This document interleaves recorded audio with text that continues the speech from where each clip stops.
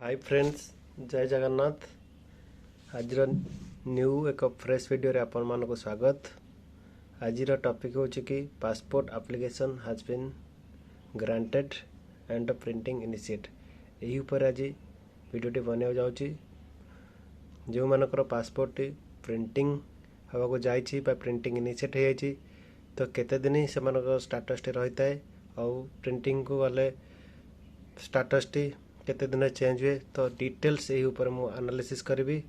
तो मु आशा करछि वीडियोटी को आपण माने फास्ट लास्ट पर्यंत देखंतु और आपणकर सबु प्रकार डाउट्स क्लियर करंतु। जदि किछि भी डाउट्स आछि ताले कमेंट्स रे आपणकर जेकोनसी प्रॉब्लम आपण माने मेसेज करंतु। मु ट्राई करी आपणकर समस्त डाउट्स को क्लियर करा पई आपण जहाँ जहाँ भी ट्रबल्स रहछि सबु ट्रबल्स को क्लैरिफाई करा पई। तो चलंतु देखियो वीडियोटी।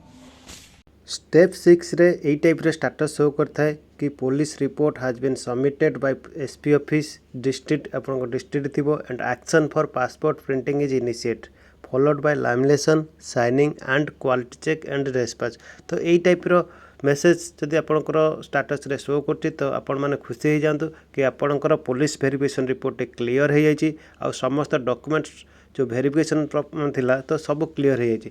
तो एबे आपनकर फाइल टी प्रिंटिंग बाय पळैछि। तो पास प्रिंटिंग हो सारा पर से माने तार क्वालिटी चेक करेंगे, लैमिनेशन चेक करेंगे, साइनिंग करेंगे और डिस्पैच करेंगे। तो यही सब स्टेटस यही सब प्रोसेस को आपनकर maximum to maximum 1 to 2 working days लगी थाए।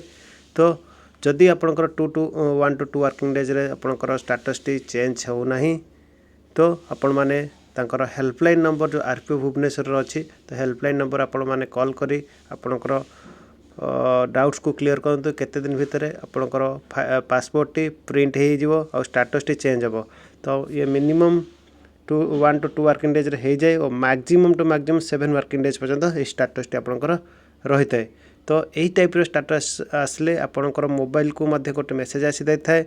से मेसेज टी होची कि पुलिस फाइल नंबर समथिंग थी has been granted on pre police verification. यही टाइप स्टेटस आथि कि योर एप्लिकेशन फाइल नंबर देथिबो has been granted on pre police verification and आपन स्टेटस टी चेंज आइतो कि passport printing is initiated.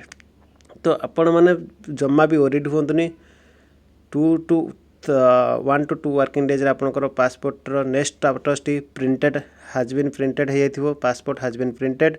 Otherwise wait करंतु 7 वर्किंग डेज पर्यंत और कंटिन्यूअसली तांकर कस्टमर केयर हेल्पलाइन नंबर को आपण माने कॉल करंतु और से मानको कहंतु आपनकर अर्जेंसी आपनकर इमरजेंसी विषय आपण ताको जणैले से माने फास्ट प्रोसीड करिवे आपनकर फाइल टी को और पासपोर्ट टी को प्रिंटेड करिवे।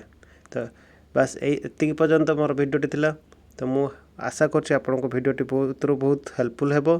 तो वीडियोटी जदि आपनको भल लागिछि लाइक करंतु, शेयर करंतु एंड सब्सक्राइब करंतु। जय जगन्नाथ।